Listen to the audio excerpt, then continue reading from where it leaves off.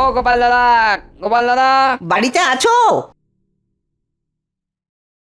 আমাদের সর্বনাশ হয়ে গেছে গোপাল দাদা। বলি এই ভর দুপুরে কি সর্বনাশ হয়েছে গো পুঁটির বাবা?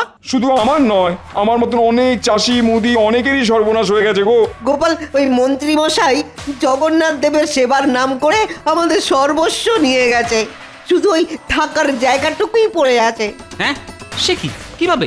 আর বলো না গোপাল দাদা, কালকে বিকেলে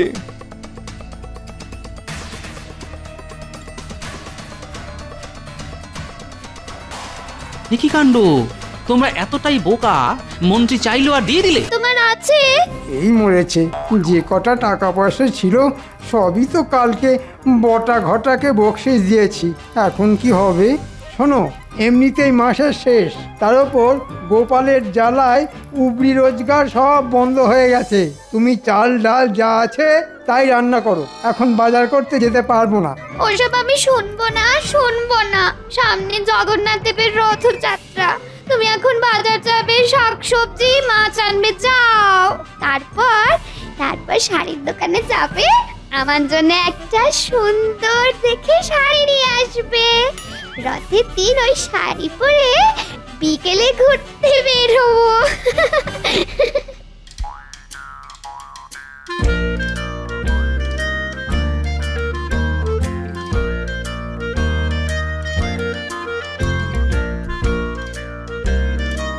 কি মহারাজ, রোজ তো আমাকে দেরি করে আসার জন্য গান বন্ধ করেন, আজ তো রাজসভায় মন্ত্রী মশাইয়েরই কোনো পাত্তা নেই।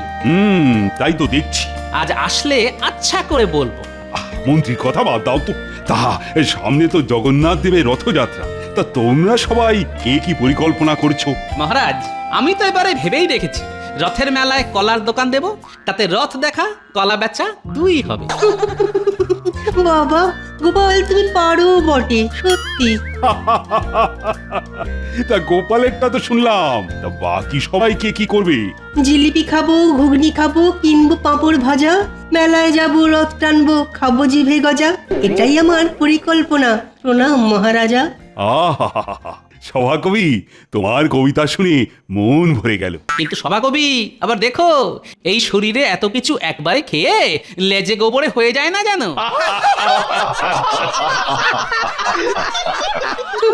যত সব। একই মহারাজ, রাজসভা শুরু হয়ে গেছে? বাবা, তা এতক্ষণ কোন জগতে ছিলে বলো তো মন্ত্রী? আর বলবেন না মহারাজ, মাসের শেষ, হাতে টাকা নেই, ঘরে আনাজপত্র কিচ্ছু নেই, তার উপর গিন্নির বায়না সামনে রথযাত্রার আগে ভালো শাড়ি কিনে দিতে হবে। রাজ্যের মন্ত্রী দেরি করে রাজসভায় ঢুকছে, তার হাতে টাকা নেই। লজ্জা, লজ্জা, ঘোর লজ্জা। মহারাজ, আপনি আমায় কিছু টাকা দিন, নইলে আমার গিন্নি আমায় আস্ত রাখবে না। না না না, ওসব টাকা পয়সা আমি দিতে পারবো না। সামনে জগন্নাথ দেবের রথযাত্রা, অনেক খরচা আছে। তোমায় এখন অতিরিক্ত টাকা আমি কিছুতেই দিতে পারবো না। মহারাজ, মানুষের মধ্যেই তো জগন্নাথ দেব ভগবান বিরাজ করেন। আমার মতো একটা জলজ্যান্ত মানুষরূপী ভগবানকে খালি হাতে ফিরিয়ে দেবেন মহারাজ? মন্ত্রী মশাই, ভগবান তো আপনাকে খেটে খাওয়ার জন্য হাত দিয়েছেন, গায়ে শক্তি দিয়েছেন, মাথায় বুদ্ধি দিয়েছেন, তবু হাত পাততে আপনার লজ্জা করছে না? তুমি ফোড়ন কাটা বন্ধ করো গোপাল। মহারাজ, আমার বউ নতুন শাড়ি না পেলে খুব রেগে যাবে। আপনি একটু আমার দিকটা দেখুন। দূর ছাতা, আমার মাথা খেও না তো, চুপচাপ থাকো আর নইলে বিদে হও।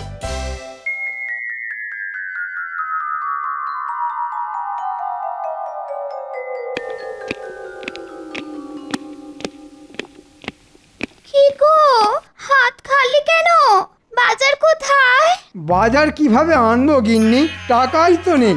মহারাজের কাছে কত করে চাইলাম, ভাবলাম মহারাজ কিছু টাকা পয়সা দেবেন, কিন্তু বেটা গোপাল এমন ফোড়ন কাটলো, আমার কোনো কথাই মহারাজ কানে নিলেন না। ও গোপাল, গোপাল, গোপাল, ওই একটা লোক তোমাকে সারা জীবন নাকে দড়ি দিয়ে ঘুরিয়ে গেল, আর তুমি কিছুই করতে পারলে না। বলছি, তুমি কি কিছু করছো নাকি সারাদিন না খেয়েই থাকতে হবে? ওই ভাত তো বসিয়েছি। ঠিক আছে গিন্নি, আজকে তাই খেয়ে নি, কালকে থেকে আর এরকম কষ্ট হবে না। কালকে থেকে মন্ত্রী নয়, রাজার হালেই থাকবে। হঠাৎ করে তোমার কি হলো গো? কোনো গুপ্তধনের কথা মাথায় এলো নাকি? সেসব তুমি কালকেই জানতে পারবে। আমি হলাম এ রাজ্যের মন্ত্রী, মাথার পোকা নড়লে পরে হয়ে উঠি ষড়যন্ত্রী।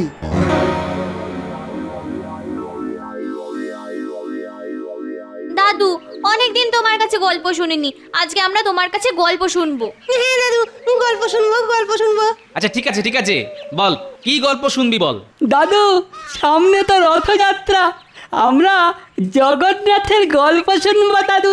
আচ্ছা দাদু, সব দেবদেবীর হাত আছে, কিন্তু জগন্নাথ, বলরাম, সুভদ্রার হাত নেই কেন?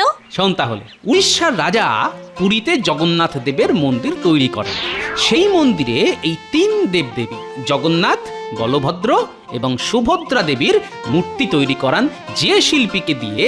সেই শিল্পীর শর্ত ছিল মূর্তি সম্পূর্ণ তৈরি না হওয়া অবধি যেন কেউ ওই গৃহে না ঢোকে, নইলে যতটা মূর্তি তৈরি হয়েছে ঠিক ততটাই থাকবে। তারপর কি হলো দাদু? এবার এদিকে অনেক দিন হয়ে গেছে, কিন্তু মূর্তি বানানোর কাজ শেষ হয়নি। রাজামশাইয়ের তো ধৈর্য ধরে না। তিনি কৌতূহলবশত মন্দিরের গর্ভগৃহের দরজা খুলে দেখেন, কিন্তু তখনও কোনো বিগ্রহের হাত বানানো হয়নি। শিল্পীর কথা অনুযায়ী সেই ওই অবস্থাতেই তিন দেবদেবীর মূর্তি বানানো অর্ধ সমাপ্ত রেখে চলে যান। তাহলে দাদু, হাত না থাকলে ওরা কিভাবে খাবার খায়, বাকি কাজ করে? ওরে বোকা, জগন্নাথ মানে তো জগতের নাথ। আমাদের সকলের মধ্যে তিনি আছেন, তিনি আমাদের সকলের হাত দিয়ে খাবার খান, বুঝলি? হ্যাঁ দাদু, বুঝলাম। জয় জগন্নাথ। জগন্নাথ, বলরাম, সুভদ্রা দেবীর চরণের সেবা লাগে। এ কি, মন্ত্রীমশাই সব ছেড়ে ছুড়ে এখন হঠাৎ করে জগন্নাথ দেবের ভক্ত হয়ে উঠেছেন? অদ্ভুত ব্যাপার স্যাপার। জয় জগন্নাথ, জয় জয় জগন্নাথ। এ কি মন্ত্রীমশাই, আপনি এই সাধু বেশে? আমি আর মন্ত্রীমশাই নয় গো পুটির বাবা, আমি এখন জগন্নাথ দেবের সেবাই। সামনে রথযাত্রা, তাই এখন আমার একটাই ধ্যান জ্ঞান, জয় জগন্নাথ। দাও পুটির বাবা, জগন্নাথ দেবের নামে কিছু সেবা দাও।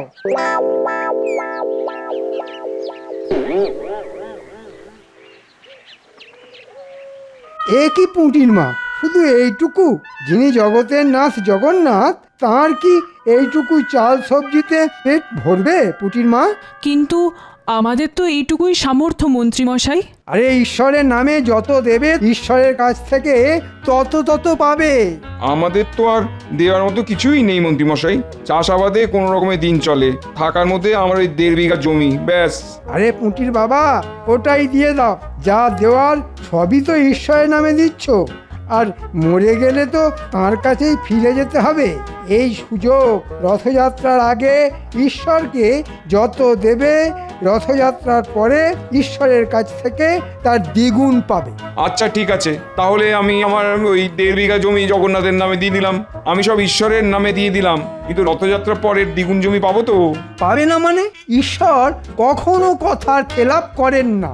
আমি আগে তোমাদের মতো গরিব ছিলাম, তারপর রথযাত্রার আগে সব জগন্নাথ দেবের নামে সমর্পণ করতেই কিছুদিন পরে হয়ে উঠি কৃষ্ণনগরের মন্ত্রী, বুঝেছ?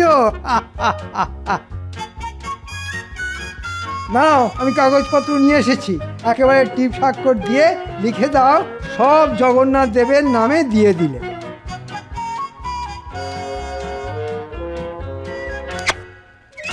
জয় জগন্নাথ দেবে, জয় জয় জয় জগন্নাথ।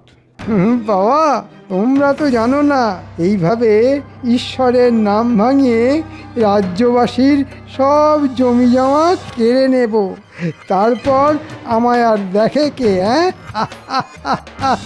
মহারাজও কিচ্ছু করতে পারবেন না, সব একেবারে লিখিত পরিত করে নিচ্ছি।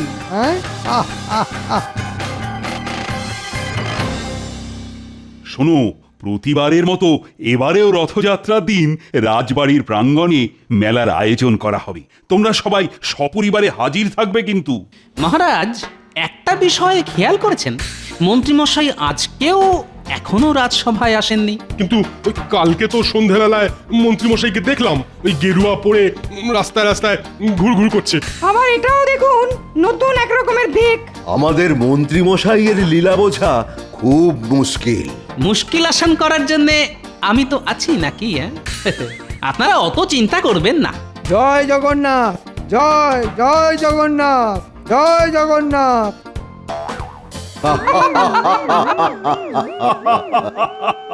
এ কি মন্ত্রী, তুমি একই বেশে এসেছো? সামনে জগন্নাথ দেবের রথযাত্রা, আমি ওনার সেবাই। আমাকে নিয়ে পরিহাস করবেন না মহারাজ। দুদিনের যোগী ভাতেরে বলে অন্ন, মন্ত্রী মশাইয়ের ভেক দেখে রাজসভা আজ ধন্য। মুখ সামলে কথা বলো গোপাল। মহারাজ, আপনাকে শুধু একটা কথা বলতেলাম, আমি রথযাত্রা অবধি রাজসভায় আসতে পারবো না। বুঝতেই পারছেন, এই জগন্নাথ দেবের সেবায় ব্যস্ত থাকবো। হ্যাঁ,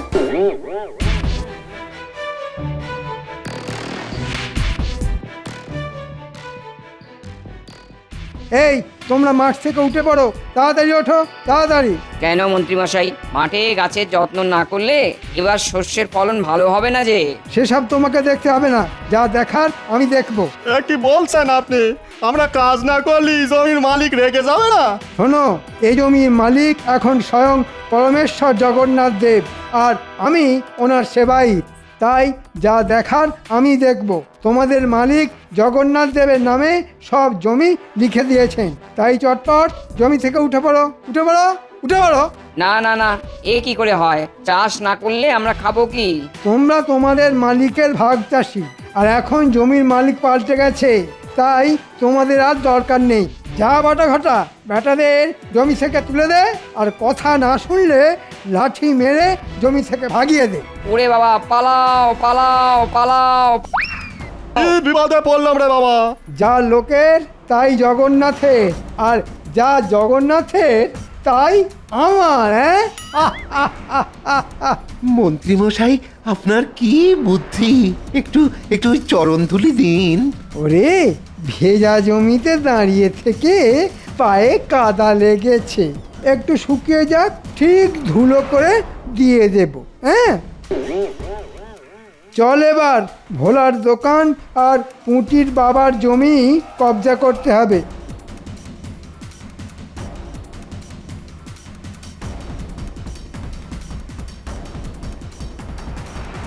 ও গোপাল দাদা, গোপাল দাদা! বাড়িতে আছো?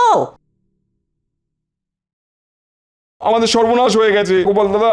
বলি, এই ভর দুপুরে কি সর্বনাশ হয়েছে গো পুঁটির বাবা? শুধু আমার নয়, আমার মতন অনেক চাষি মুদি অনেকেরই সর্বনাশ হয়ে গেছে গো। গোপাল, ওই মন্ত্রী মশাই জগন্নাথ দেবের সেবার নাম করে আমাদের সর্বস্ব নিয়ে গেছে।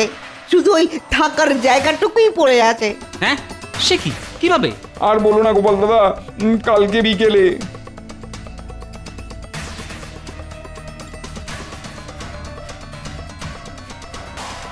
কি কাণ্ড! তোমরা এতটাই বোকা, মন্ত্রী চাইলো আর দিয়ে দিলে? দূর, আমরা কিভাবে বুঝবো? মন্ত্রী মশাই তো আর নিজের জন্য চাইনি, চেয়েছে ওই জগন্নাথ দেবের সেবার জন্য। আর এখন নিজেই আমার দোকান, ওই পুটির বাবার জমি, আরো অনেকের জমি ওই লাঠিয়ালদের দিয়ে দখল করে রেখেছে। ঠিক আছে, ঠিক আছে, কালকে সকালে রাজসভায় তোমরা এসো, আমি দেখছি কি ব্যবস্থা নেওয়া যায়। আচ্ছা গোপাল দাদা, তোমার এইটুকু আশ্বাসই যথেষ্ট। আমরা কালকে তাহলে রাজসভাতেই আসবো।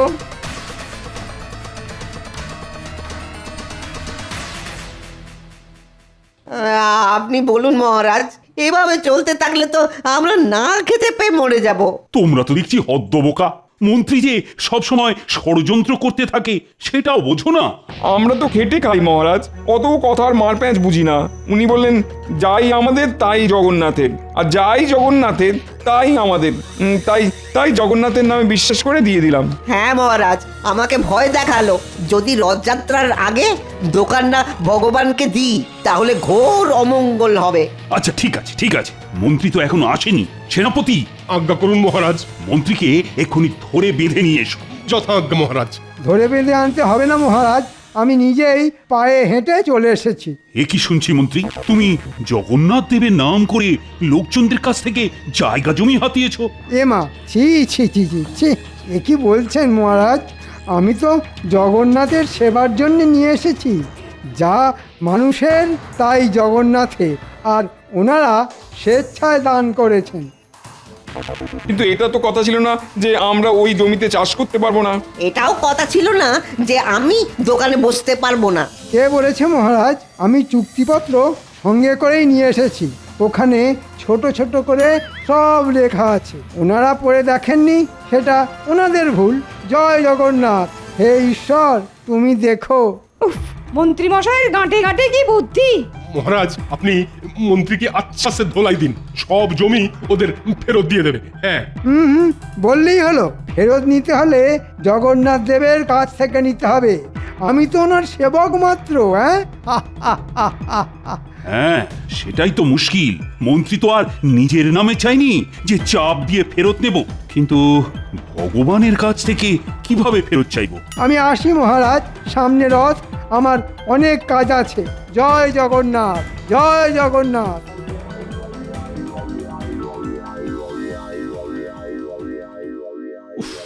এ তো বড় মুশকিলে পড়া গেল। কি করা যায় বলো তো? আমরা ভাগ চাষি মহারাজ, চাষ না করলে আমরা খাবো কি মহারাজ? তোমরা কেউ কিছু বুদ্ধি দাও না, মানে কিভাবে মন্ত্রীকে জব্দ করা যায়? না মহারাজ, আমি কোনো উপায় খুঁজে পাচ্ছি না। আমিও তো কিছুই বুঝতে পারছি না। গোপাল, আরে ও গোপাল, তুমি অন্তত কিছু বলো। মহারাজ, আমার মতে আমাদেরকেও সেই উপায়ে মন্ত্রীকে জব্দ করতে হবে যেভাবে মন্ত্রী সবাইকে ভোগাচ্ছে। সেটা কিভাবে? ওই যে, যাই মানুষের তাই জগন্নাথের, যাই জগন্নাথের তাই মানুষের। আহা, কি বোঝাতে চাইছো খুলে বলো তো। মহারাজ, মন্ত্রীমশাই যে বাড়িতে থাকেন ওটা তো আপনিই দান করেছিলেন রাজ্যের মন্ত্রীর প্রাপ্ত সম্পত্তি হিসেবে। আজ থেকে ওই বাড়িটা আপনি জগন্নাথ দেবের সম্পত্তি হিসেবে ঘোষণা করে দিন, আর ওই বাড়ি ভেঙে একটা মন্দির বানানোর পরিকল্পনা করুন। তাহলেই দেখবেন মন্ত্রীমশাই সোজা রাস্তায় চলে আসবেন। সাবাস গোপাল, সাবাস। এই জন্যেই তুমি আমার রাজসভার রত্ন। আমি আজই সব ব্যবস্থা করছি। মন্ত্রীর বাড়ি ভেঙেই তৈরি হবে কৃষ্ণনগরের জগন্নাথ দেবের মন্দির। গিন্নি, তাহলে আর আমাদের কোনো সমস্যাই থাকলো না। জগন্নাথ দেবের নামে যা জমি হাতিয়েছি তাতে চাষ করলে আমাদের হেসে খেলে সংসার চলে যাবে। রথের মেলার দিন আমার কিন্তু নতুন শাড়ি চাই, মনে আছে তো? মনে আছে গিন্নি, সব মনে আছে।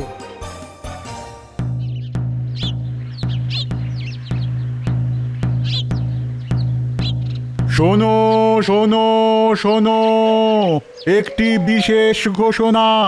আজ থেকে আমাদের রাজ্যের মন্ত্রীমশাইয়ের বাড়ি জগন্নাথ দেবের সম্পত্তি হিসেবে ঘোষণা করা হলো। এখানে মন্ত্রীমশাইয়ের বাড়ি ভেঙে জগন্নাথ দেবের মন্দির তৈরি হবে। শোনো শোনো শোনো। কি আমি কি শুনলাম?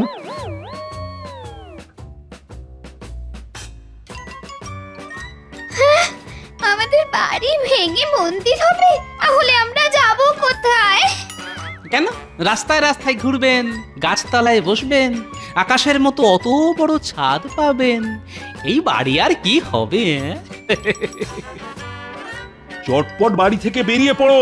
এই বাড়ি ভেঙে মন্দির হবে। তোমাকে তো এটা আমি মন্ত্রীর প্রাপ্য হিসেবে দান করেছিলাম। আজ থেকে তোমার মন্ত্রী পদ কেড়ে নিলাম, আর বাড়িটাও জগন্নাথ দেবের নামে লিখে দিলাম। যাই মন্ত্রীর তাই জগন্নাথের, যাই জগন্নাথের তাই মন্ত্রীর। আর হ্যাঁ মহারাজ, মন্ত্রী মশাই তো ওই চাষিদের জমি ভোলার দোকান জগন্নাথ দেবের নাম করে নিয়েছেন। তাহলে ওই জমি তো জগন্নাথ দেব নিজে পাহারা দেবেন। মন্ত্রী মশাইয়ের লাঠিয়ালদের সরে যেতে বলুন। হ্যাঁ মন্ত্রী, এটা আমি ভেবে দেখিনি। তোমার তো কিছু নয়, যার নামে জমি নিয়েছো তাকেই নিজে এসে জমি পাহারা দিতে বলো। তোমাকে যেন তার ত্রিসীমানায় না দেখি, নইলে আজ বাড়ি ছাড়া করেছি, কালকে রাজ্য ছাড়া করব। মহারাজ, ভুল হয়ে গেছে মহারাজ, ক্ষমা করুন, ক্ষমা করুন। এই সব দানপত্র আপনি নিয়ে যান, আমার বাড়ি আমাকে ফেরত দিয়ে দিন। যাই জগন্নাথের তাই মানুষের। চলুন মহারাজ। ক্ষমা ক্ষমা আমি তোমায় করব না মন্ত্রী। তুমি তোমার দোষের শাস্তি ভোগ করো। প্রহরী, বাড়িতে যা জিনিসপত্র আছে সব সব বাইরে বের করে দাও। হায় হায় হায়, আমাদের কি সর্বনাশ হলো গো! বলো, জয় জগন্নাথ দেব কি জয় জয় বলভদ্র দেব কি জয় জয় সুভদ্রা মাই কি জয় আসছে বছর আবার হবে রথযাত্রা আবার হবে সব তোমার জন্য হয়েছে সব তোমার উল্টো পাল্টা বুদ্ধির জন্য আজ আমরা পথে বসে গেছি একটা বাড়ি ছিল সেটাও আর নেই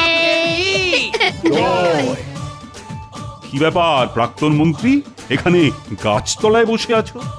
মহারাজ আমার ভুল হয়ে গেছে, এই আপনার হাতে পায়ে ধরছি মহারাজ, আপনি আমায় দয়া করুন মহারাজ, আমার বাড়ি ফিরিয়ে দিন মহারাজ, আমি এরকম ভুল আর কোনো দিন করবো না মহারাজ, কোনো দিন করবো না।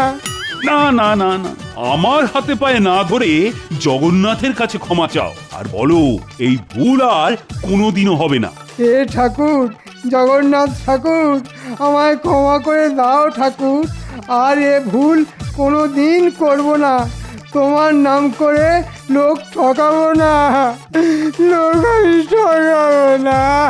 ঠিক আছে ঠিক আছে, দেখো জগন্নাথ দেবের কাছে যখন চেয়েছো তখন তিনি নিশ্চয়ই কিছু না কিছু ব্যবস্থা করে দেবেন। বলো জয় জগন্নাথ কি জয়